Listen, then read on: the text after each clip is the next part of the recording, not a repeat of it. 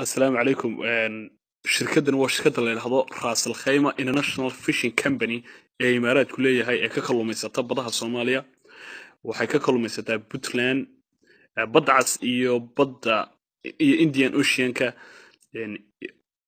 waa ilaa waxay ka xaafuunka ilaa Kismaayo ilaa Sanaag bay soo gaadhaa Somaliland bari waa shirkada aad aragtaan say u xarfisay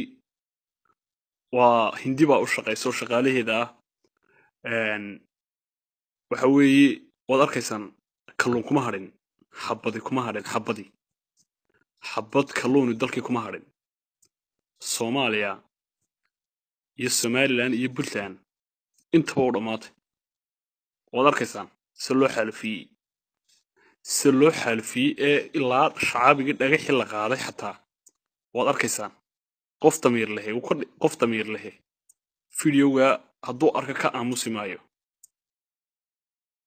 waa arrin laga damqado imaaraad ujeedadu leeyahay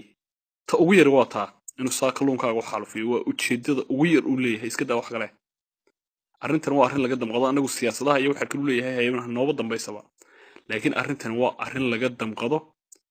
oo aad iyo aad looga xumaado waxyaabihii kale ku saabsan fiidiyowgan qaybtiisa kalena waan soo gudbin doonaa asxaabtaada kale la wadaagay ummadda Soomaaliyeed la wadaag si loo arko dhibaatada imaaraadkooda aad baad mahadsantihiin